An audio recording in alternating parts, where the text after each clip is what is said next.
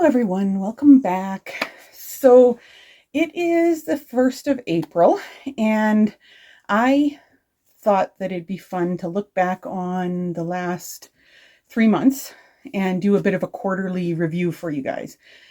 So I was going to talk about how well my reading has gone and a few little stats that I've been tracking, and then tell you about the 5 books that were my top ones for the last 3 months.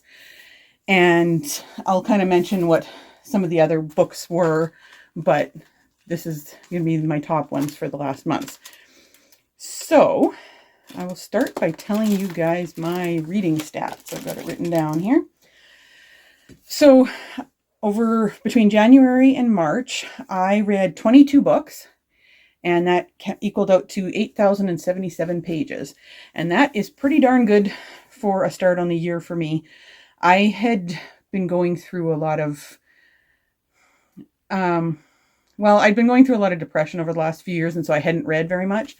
So last year, my goal to get back into reading was to read like 2 books a month. And I hit that goal last year, so then I set that goal for this year. And then I proceeded to blow that out of the water in January already. And so obviously, as you can tell, I've been reading a lot more. And then I started doing the vlogging because I thought that would encourage me to read even more. And it has been. So that's why I'm keeping up with continuing to do these vlogs. Even though I don't get a ton of viewers or anything, I still find it a lot of fun and it motivates me to keep reading. So I have read 22 books and I DNF'd 3 books so far this year. And that's actually kind of a big deal for me because I've always struggled with DNFing books before. I would force myself to read books that I wasn't enjoying. And I got to really thinking about it after watching a lot of BookTube and seeing people talk about DNFing books. And, there's so many books. Like, you look at the shelf behind me, and that's not even half of the books that I have. I have so many more than that. And so many good books out there to read and so little time. And why waste time reading a book that's not working for you? Now, some of those books I'm sure are totally fine for other people, and there are obviously people who enjoy them, but they weren't for me. And that's what I'm kind of working towards, is allowing myself to say, okay, this book is not for me. I am not enjoying it. I'm going to just DNF it, move on to something else, and find something else I enjoy. If I'm finding that a book is not my favorite, but it's still going relatively well, and, I'm finding it interesting enough, then I'll keep reading through it. I ended up with a few, 3 and 3.5 star books this last 3 months. And, they aren't books that I will probably ever read again. But, and I am a chronic rereader, which you'll find out if you watch my channel long enough. I love to reread favorites. But if a book doesn't strike me as something I'm going to want to read again, I'll probably be getting rid of it, just because I'm trying to make room on these shelves for all the mess of books that I have laying around. So anyway, so that was 3 DNFs. Only 20%. I'm actually quite proud of myself, because only 20% of the books that I've read so far this year have been rereads. I have been reading a lot of new books, and a lot of what I credit that with is the infamous jar, because with my jar, I don't have as much control. All I have control over is the fact that it's from my shelves. I don't have control over what book I read. So I haven't been rereading a lot of books. Some of the rereads that I've done have been, for challenges and things like that. So, for example, like Watership Down, which is sitting behind me, was for my book with all the feels. And that one, I've reread it like 10 times, but I wanted to reread it again because it's my book that gives me all the feels, sort of thing. So I have read 8 nonfiction and 14 fiction books so far this year. The majority of them, 84%, have been adult books. That doesn't really surprise me, because I tend to read a lot more adult books now. I do have some young adult and middle grade books, but I have never been a big reader of them since I was younger. And I haven't been pulling them out of my jar. I only pulled 1 middle grade and out of the jar, and then 2 of the books that I read that were rereads were young adult. So we'll see how that percentage changes as I go, depending on what I pick out of the jar. I do tend to gravitate more towards the adult books now. Let's see. So 60% of my books that I've read have been off of my shelves and not from the library. And that's a kind of a big deal for me because I am trying to clean up the shelves and trying to read what's on them. And so I'm quite happy with that 60% being off the shelves. The other 40% were books that I took out from the library, and they've been ones that I just were something I wanted to read. And I've been making a lot of use of my local library, which is awesome. I'm really happy with that. I have read 3 audiobooks, which is new for me. I had never listened to an audiobook before. I listened to podcasts lots of times, but I had never listened to an audiobook. And I started with nonfiction and I quite enjoyed it. And then I listened to that one fiction one. And now I'm back to another nonfiction one. Actually, I've listened to 2 nonfiction, I think. Let me just think, because I got the tuna book. The one I'm listening to now is about the Atlantic Ocean, but that one isn't counted in the 3. But Ready Player One, which was the nonfiction. What other nonfiction one did I listen to? I can't remember. I'll put it on the screen later. Anyway, this is an interesting stat. I've read 10 new authors and 2 previously read authors. So that was kind of nice. I've been finding some new authors that I like. Some of them were authors that were on my shelf already, but it was just ones that I hadn't read before. So that's something I've been keeping track of because I want to try some new authors. A lot of the books on my shelves are older. They're from, the 90s, the early 2000s, even some from the 70s and 80s, that sort of age of books. So I've been trying to find some more, current day authors that I really enjoy. So that's a good thing that I've tried 10 new authors. And the other goal that I had set for myself this year is I wanted to read more translated books. I've only read a few over the years, and in the last couple years, ever since I got into BTS and RM, their leader, he's very into reading, and so he'll recommend books.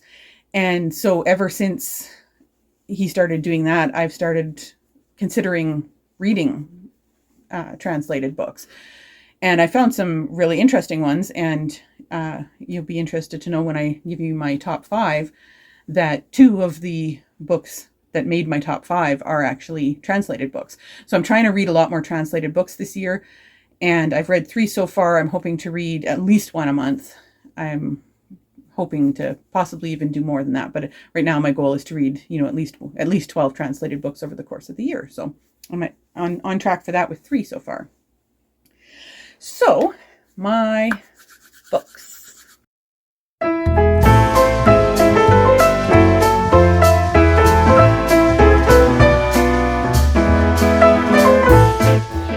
Okay, so I wanted to give some honorable mentions first to ones that I read that were high on the list, but didn't make my top 5. So one of them was Heartstopper Volume 4. I'll put the pictures of them up here. Heartstopper Volume 4, I read that in January, and I really enjoyed it. Yeah, it's the only graphic novel I've read so far this year. I want to read the 5th one, but I know it'll take forever to come in at our library, so I haven't even put my name on it yet.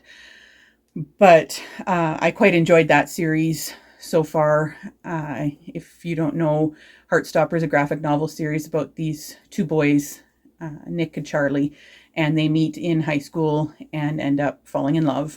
And it deals with a lot of emotional issues, mental health issues. It's a really good story and very heartwarming. And I'm quite enjoying that. So that's one of my honorable mentions. Another one was the one that I read a couple weekends ago, and that's I Who Have Never Known Men by Jacqueline Hartman. That one is a translated one from French.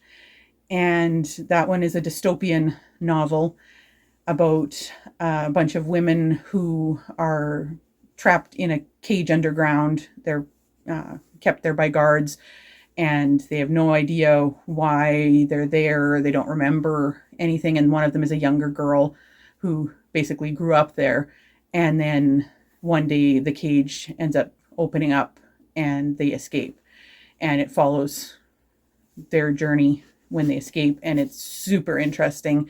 It was very different from the kind of thing I usually read, but I quite enjoyed it, and it gave me some interesting questions about, what would a person do in that sort of a situation. So that's one of my honorable mentions. I'd like to also mention Ready Player One. That was the one that I listened to as an audiobook, and I had read the physical book in the past and quite enjoyed it. I'm not real big on sci-fi, although I'm starting to get a little more into it now. But that was one of the sci-fi books that I really did enjoy in the past. My brother recommended it to me. And the thing I liked so much about it was all the 1980s, video games and the music and movies and things from the 80s, because I grew up in the 80s and early 90s, and it was like a walk down memory lane while also being a futuristic book. So it's a very fun book and lots of action in it. I listened to the audiobook narrated by Will Wheaton, and he did an excellent job narrating it. So I quite enjoyed that one. If you watch the movie, the book is way, way, way, way, way, way, way, way, way better than the movie.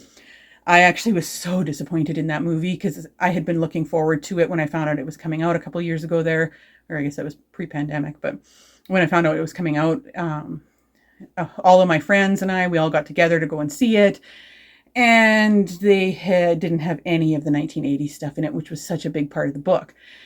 It was like they tried to bring it into the future and do more in like 90s, 2000s sort of video game stuff, and it just wasn't the same. It lost all the charm that the original had, and I mean, as a movie just on its own, it was fine, but as Ready Player One, it sucked.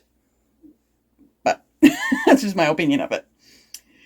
So those three would be probably my biggest honorable mentions. So now I'm going to get into my top 5, and I'm not really going to do them in any particular order because I haven't really decided what's my top one of the year yet. Obviously it's early in the year, but some of these will probably end up on my favorites. Some of these will probably end up on my favorites for the year. So.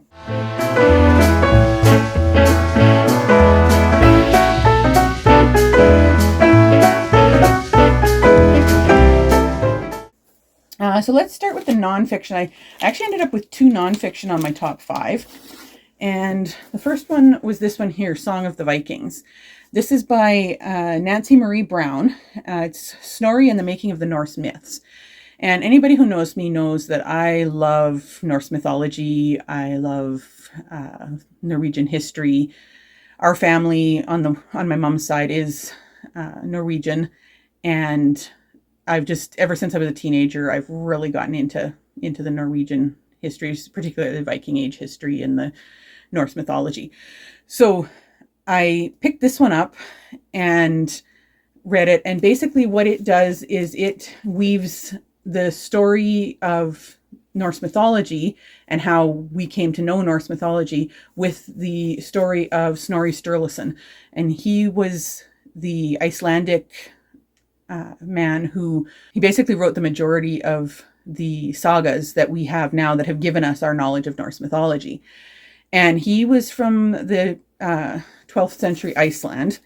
And was it 12th century or was it the 13th century? Anyway, I can't remember now. Oh yeah, it would have been like 13th century because it was the early 1200s. So he was from the early 1200s, and he lived in Iceland. He was a chieftain there, and he basically was a lawmaker and a variety of other things. He was a poet, but he was also a ruler or a leader, and his life was very full of color, challenge, danger. He was very sly in his dealings with people, and that ended up getting him into a lot of trouble. But at the same time, it also got him a lot of power. And so just his story alone was super interesting. And I really like her style of writing. I have one other book of hers, and I'd like to get some more because I really enjoyed the way she weaves the history and the mythology together. And also I just liked her style, of her little bit of a sense of humor that she had in it. And just in general, her voice was really good. So that one was one of my 5-star books. That was one of my 5-star nonfiction.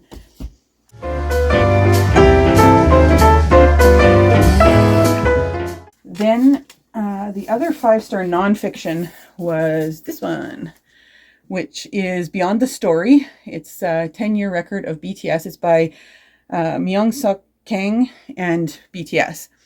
And I had read this one last year, the physical book last year when it first came out in July, and really loved it. I'm a huge fan, as most of you know, and I really, really enjoyed the story.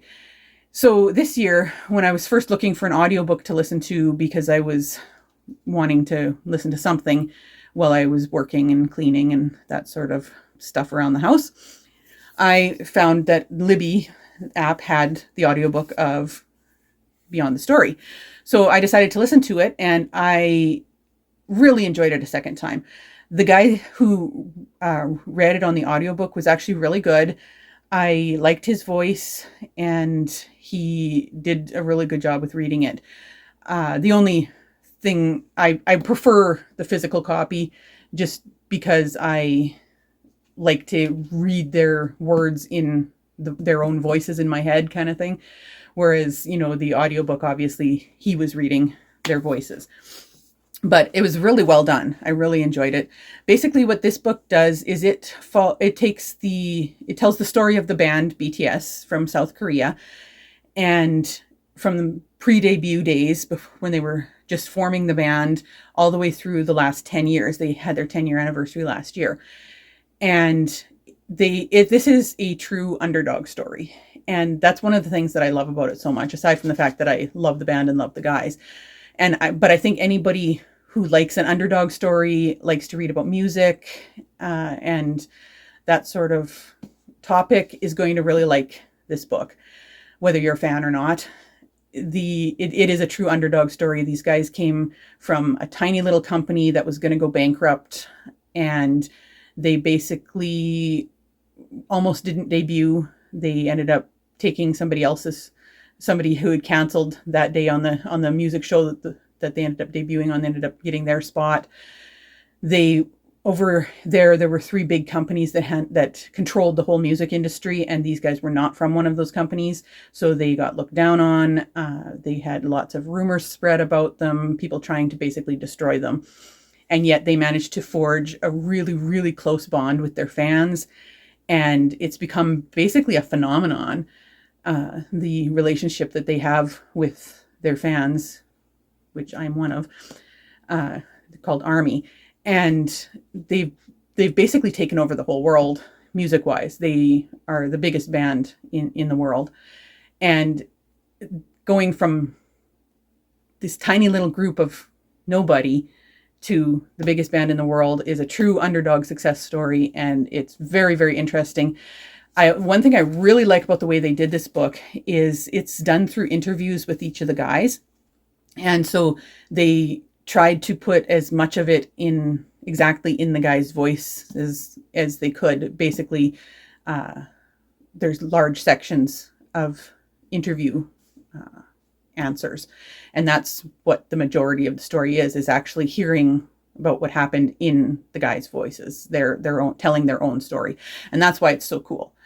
So I highly recommend it. Another 5-star book for me. So that was the 2 nonfiction that I gave 5 stars to.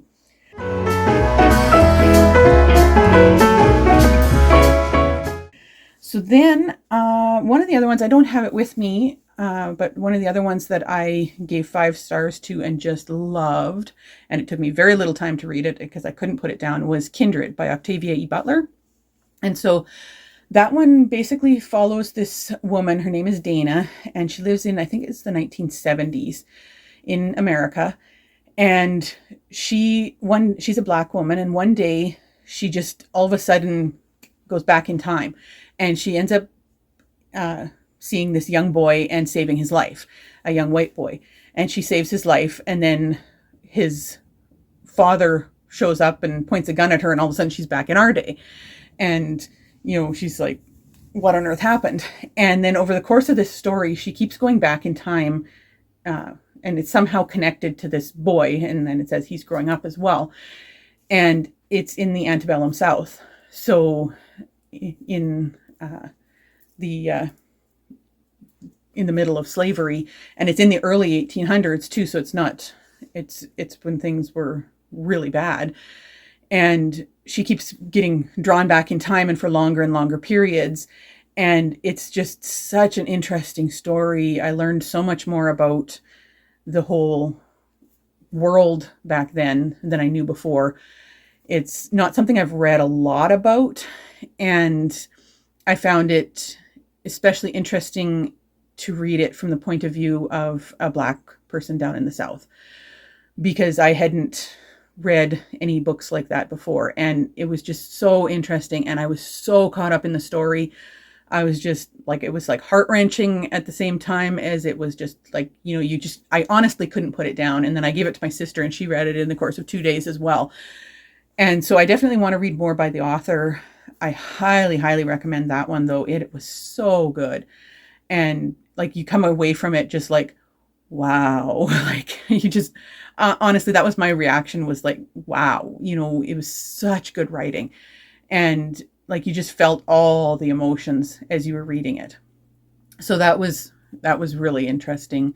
And that one definitely got 5 stars from me, and I highly recommend it.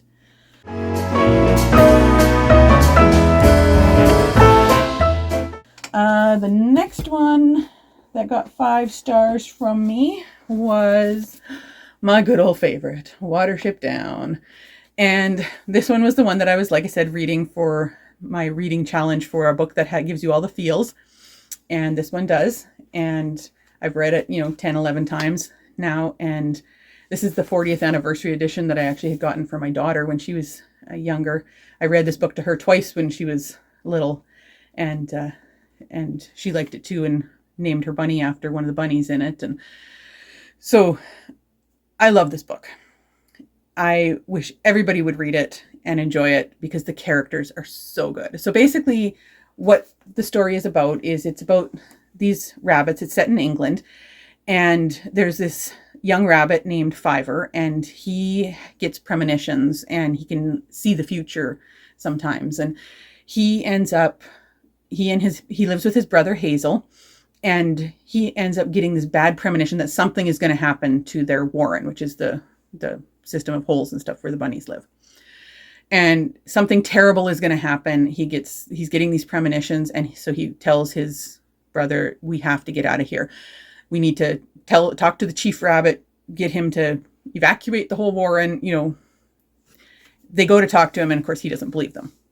So they end up getting together, a band of their friends, and they decide to leave. And that's where the adventure starts. They leave and go in search of a place to make their own warren and to escape from this danger that Fiver has found.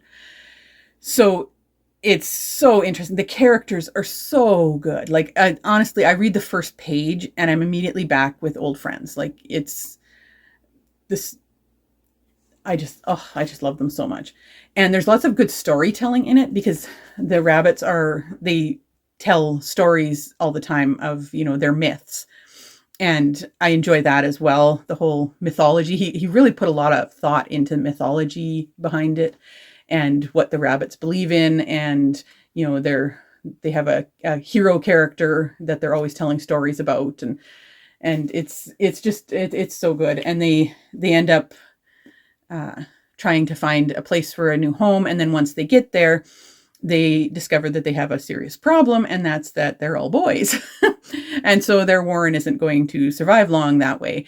So they go in search of some does to come and live with them in their warren. And that's when they run across a lot of trouble, and they are trying to rescue some from a bad situation. And it's just, overall, it's just such a good adventure. Once I get to about halfway through the book, I can't put it down. I just have to keep reading. The characters, Hazel and Fiver, are just wonderful characters. Hazel isn't, the biggest rabbit or the toughest rabbit, but he ends up leading them and he's their leader. And then there's Bigwig, who's my other favorite character. He's a big rabbit who basically protects them, and he he's such a good character. He's so down to earth and, straightforward, and, I'm gonna do this. I'll help you guys, So he's a cool character. I really enjoy him. But such a good book. Don't get turned off by the fact that it's about rabbits, because once you're part ways in, you're so attached to them anyway that you can't put it down. It's an awesome adventure story. So that one was the other one.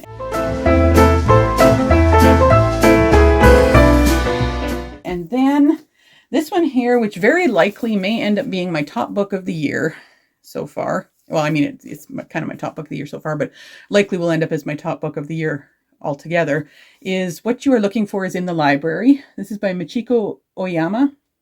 It's another translated book. This one is translated from Japanese. And this book, I read this at the perfect time for myself. I read it in January, and it was when I was just trying to kind of get my life together after, about 4 years of depression and really struggling with where I was at in life and trying to see a way forward. And this book came into my hands, and honestly, this is going to be one that I'm going to reread a lot. I'm probably going to reread this one at least once a year. It is so inspiring, and I saw myself in all the characters. So basically what the story is you're in Tokyo, and you're in this small community library. They call her an enigmatic librarian, and she works there at this small library in this community center. And so basically the story is told in chapters. Each chapter is told from the point of view of another person in the community who comes to the community center and ends up, they're at various places in their life, and they end up in the library and talking to the librarian and asking her, for help finding a book on something.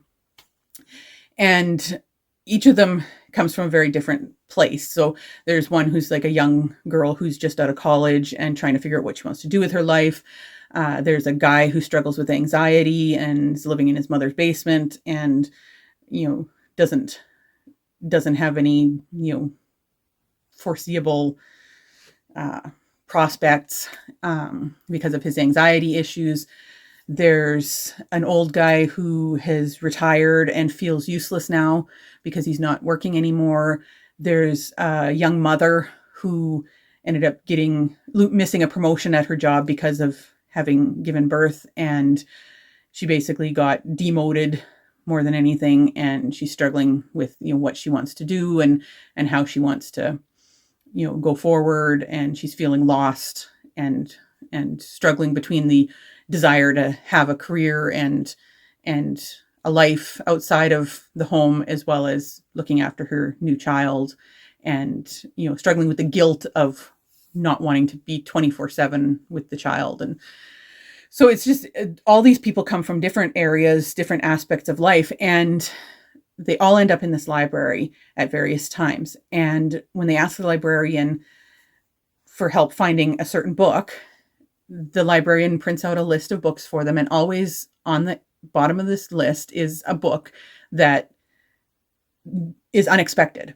something completely unrelated to whatever they thought they needed and what the topic that they were looking for. But they end up going and looking at the book anyway, and it ends up leading them to something important in their life and leading them to, being able to see where to go in the future. And it's just, I found it so inspiring, and honest to God, I want to go there and meet this librarian, even though I know she's not real. But the book was just, each person, I saw bits of myself in each of the people, and it really spoke to me. I liked the way she talked about mental health, the way she, dealt with people struggling with issues like that, like the guy who had anxiety. I have terrible anxiety. It affects every aspect of my life. And so even, just seeing that guy and the progress that he made, and I mean, not everybody doesn't get their lives, completely together by the end of the book, but they're making steps forward. And that's the important thing. And that's what I found so encouraging was, the whole idea of moving forward, looking for answers, looking for a path, being able to see light at the end of the tunnel. And I really, really liked that about this story. The writing was really good. The translation was good. This was actually the first Japanese book that I've ever read, so I'm looking forward to reading a few more Japanese translations. And yeah, this one it was just, I highly, highly recommend it. And I can pretty much guarantee that this one is going to be top on my list for the year, because it's probably the first book that I've read in years that really, really connected with me in a really special way, and so yeah, I definitely think that people should read this one. I hope it ends up on a lot of other booktubers books of the year, because I just really, really want everybody to read this book. It is so good and so refreshing. And yeah, so that's my top 5 for the last 3 months. And I probably try and do this quarterly, just because I don't always have the time to do it monthly, and I kind of feel like doing one video quarterly might work better for me. But we'll see as I get more and more books read, and as I get faster again at reading, because it's interesting. I used to read so fast, like I would read 3 books in a week kind of thing when I was younger, and then when I went through that depression and wasn't reading, it was almost like getting out of practice.